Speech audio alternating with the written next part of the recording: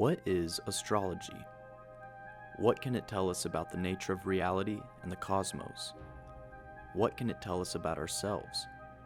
Is life predetermined, or do we create our own destiny? What does astrology tell us in regards to providence? Moreover, what does it tell us about the nature of God?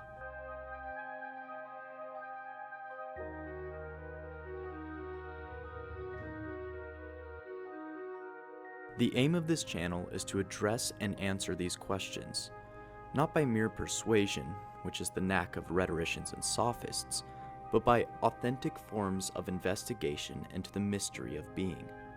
These inquiries themselves suggest that there is an intelligibility to the universe, which endows it with order, beauty, and truth. If the universe is intelligent, then surely we, as beings who possess intellect, should have the ability to actively participate in those intelligible realms that underlie thought, the laws of nature, and other cosmic processes. For the sake of honest transparency, I should point out that I am absolutely convinced of the intelligible nature of the cosmos, and that I attribute this intelligibility to the divine mind of God, who is both utterly transcendent and wholly immanent. The instrumental focal point of this investigation is astrology. The sacred science of old dates back to the earliest recordings of history, whether captured in ancient literature, oral teachings, art, or architecture. The study of the stars is present within the earliest traces of ancient traditions across the globe.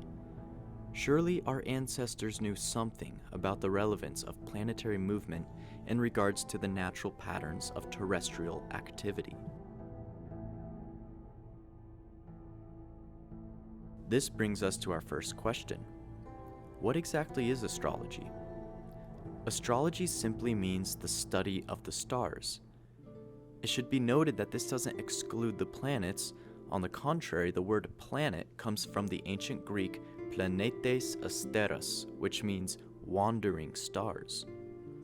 Now, this video will not be a lecture on the origins of astrology, a topic that I may touch upon in the future, but rather this will serve as an introduction to the core tenets and philosophy of the science of the heavenly spheres. Before we dive into the fundamentals, I should first state that I follow the traditional school of astrology, and this is not to be confused with the modern or New Age school, which is really a product of sensationalism and the abandonment of objective reasoning for the sake of psychological appeal, or to put it simply, naive feel-goodery. That is not to say that all modern innovations in astrology are blatantly wrong. In fact, there have been some notable discoveries in modern practices. But the overall schema serves a slightly different end from that of the traditional school, in that it seeks to elucidate individual personality or character traits and tends to ignore the existence of bad placements. While the traditional school focuses on concrete events and circumstances, it too does touch upon the astrological relationship with the psyche. But we are to understand psyche in the original sense of the word, which comes from the ancient Greek word for soul, psyche. The biggest difference in my eyes is in the underlying philosophy and worldview of the two schools. Simply put, the modern school is infected with modern ideologies of New Age spiritual dogma. It is not founded upon wisdom, but on sentimentalism. So, full disclosure, in both my practice and on my channel, I take the surprisingly unique approach to this subject matter, in that I view this ancient science through the lens of ancient philosophy. While admittedly I may not be entirely devoid of hubris, I do not, however, take the modern hubristic approach which presumes the superiority of contemporary thought.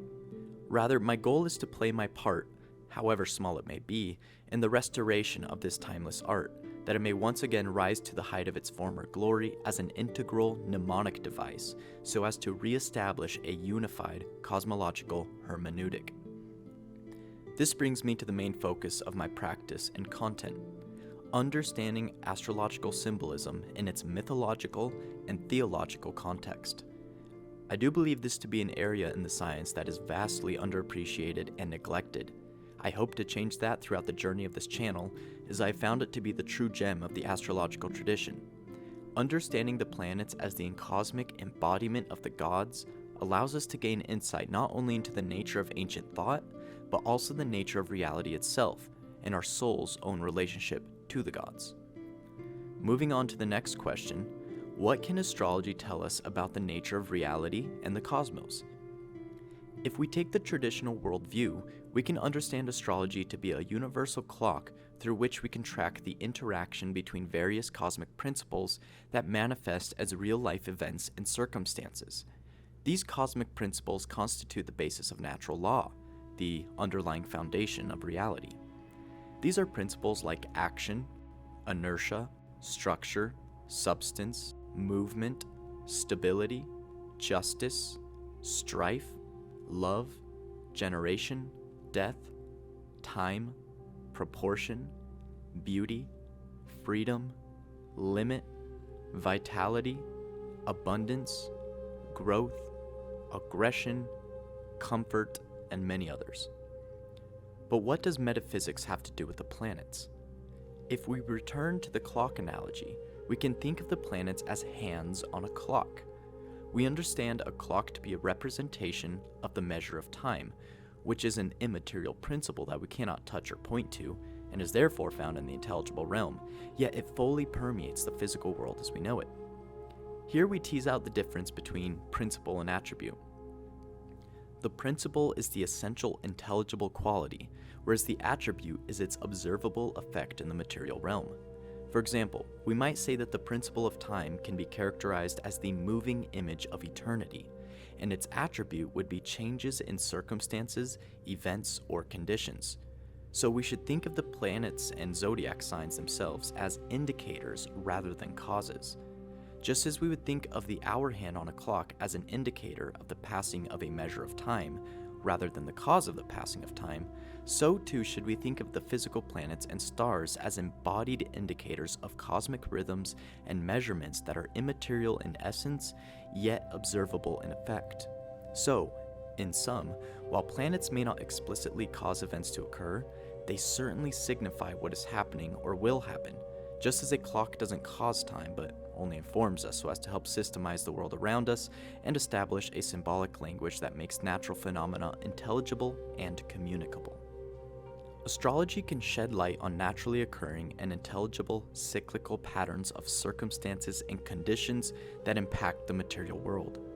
This serves as further evidence in support of the ordered nature of the universe, and because it is ordered, it is predictable. And because it is predictable, it can assist us in our mental, physical, and spiritual growth as we can prepare ourselves for future events. This brings us to the next question. What can astrology tell us about ourselves? By far the most popular branch of astrology is natal astrology. Natal astrology is the branch of astrology that studies the planetary alignments relative to the birth of an individual. In order to cast a natal chart for an individual, we will need the day, month, year, location, and time of their birth. With this information, we can study the exact orientation of the planets relative to the signs and houses. We will touch more upon this later. The natal chart is therefore a still shot of astrological principles that delineate the events and specific elements in the native's life. In a sense, a natal chart is like the archetypal constellation of an individual, and it helps us understand where it is that they fit in with the ever-moving image of eternity, the cosmic dance of fate and fortune. The first step in a chart reading is to identify the general significators and archetypal themes in one's life.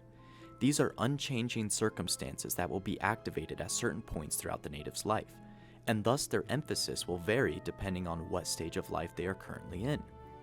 Next, we will take a look at the specific elements that are currently activated in their chart and what they can expect in the near future. Once again, consider the clock example. A clock shows every possible time that will eventually occur, but the hour, minute, and second hand can each only point to one number at any given moment. One thing you need to realize is that astrology won't tell us what the native ate for breakfast or how much money is in their bank account. What astrology does is provide us with a set of principles that interact with each other through various ways. The relationships between said principles can help us understand what types of things and situations are likely to occur and how it is that we can make the best out of what is taking place or going to take place. So while it won't tell us the exact amount of money a person has in their bank account, it can tell us their degree of financial success, the area of life in which they will attain their financial success, and when they will attain it. Astrology makes us consciously aware of our relationship to the gods through their emanating principles. For instance, one who has a well-placed Mercury in their chart will have a strong relationship with the god Hermes, whether they are conscious of it or not. This will be evident through their mercurial skills, as they will be drawn to things like reading, writing, communication, mathematics, trade, and other intellectual disciplines that require wit, logic, and cunning. Whereas one who has a debilitated planetary placement will have a complicated relationship with that god and their characteristics. This is because the planet is not able to produce what it promises, so it will be expressed in ways that tend to be destructive rather than constructive. For instance, a debilitated Mercury indicates that the native struggles with logical analysis, practical details, and honest communication. While a well-placed Mercury will express his wit through clever strategy or playful cunning, a debilitated Mercury spells out deceit and intellectual dishonesty. Understanding our relationship with the gods, or various planets, allows us to better utilize our strengths through empowerment and work on our weaknesses by mitigating their negative effects. And in using predictive techniques, we can find the areas of life in which we will attain true success. What are the implications of the predictive function of astrology? Is life predetermined, or do we create our own destiny? Let us first ponder the meaning of free will. Free will implies a completely unrestrained power of will. Do we have ultimate free will? Well, I certainly cannot will myself to sprout wings and fly, nor can I will others to do my biddings without question. However, that doesn't necessarily mean that we are automatons entirely bound by a predetermined path.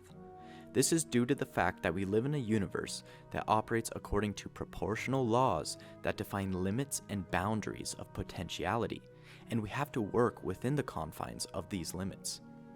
We make choices which are informed by the existence of these laws, and our choices affect the trajectory of our life.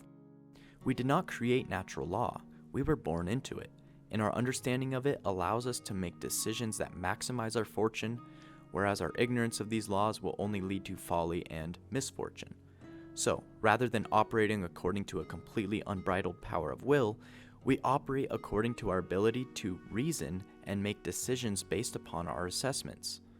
In other words, we possess freedom of choice, and every decision made has its natural consequence. Astrology shows us those consequences, and it reveals to us our motivations which drive our decision making. You see, in the orthodox view, our soul is not characterized by the choices that are made in a single lifetime, but rather the choices that have been made over the course of countless lifetimes. One who does not understand the reality of reincarnation will have a more deterministic view of astrology, and they may think of people as static beings that are not capable of genuine change, or at least beings who are only capable of limited change since their material existence takes place in a single lifetime. When we view astrology through the lens of traditional spirituality, we can understand the human character to be the result of countless decisions, mistakes, and realizations that have accumulated over multiple lifetimes, which all play a crucial role in our current stage of development. These decisions can be made apparent in the analysis of our strengths and weaknesses, and they all serve as lessons to be learned so that we may reach absolution, a state which all beings pursue. So, those who are ignorantly unaware of the consequences of their actions are deeply bound by fate, but those who are capable of attaining knowledge of both themselves and the cosmos begin to awaken their faculties of genuine free will. This leads into our next question. What can astrology tell us about providence? Perhaps we should first define this term. Providence is the divine grace, care, and guardianship that is inherent in the cosmos. It is the proportional permeation or subsistence of the good which forever binds us to God and provides us with divine direction and purpose despite how far we may fall into ignorance and illusion. Providence is the ever-present hand of God that reaches out to us and establishes an eternal bridge to the heavens, a journey that only awaits our willing participation. But why does it require our willing participation? Why not just make everyone perfect and happy? You see, a truly loving father does not want children who are automatons or mindless slaves, but rather wants his children to have a genuine share in the good, and this requires liberty. Now, this doesn't mean liberty in the negative sense of the word, as in freedom from something, namely an oppressor, but rather a positive liberty, which means freedom to assume responsibility and pursue the good. Think of it this way. A child is a reflection of the parent, thus they are made in their image. If the child is an automaton devoid of liberty, then their parent must also be an automaton devoid of liberty. And if we were to follow this line of reasoning to its logical conclusion, we would have to admit that everything is beholden to something else, thus there can be no source. And if there is no source, there cannot be anything at all, since there is nothing from which something can be produced. That is, there is no model from which an image can be made. Here we find the necessity of positive liberty, and the existence of positive liberty implies that we seek to imitate our Maker by pursuing self-sufficiency, wholeness, and unity by maintaining our proper role in the hierarchy of being. This is how we realize harmony between heaven and earth.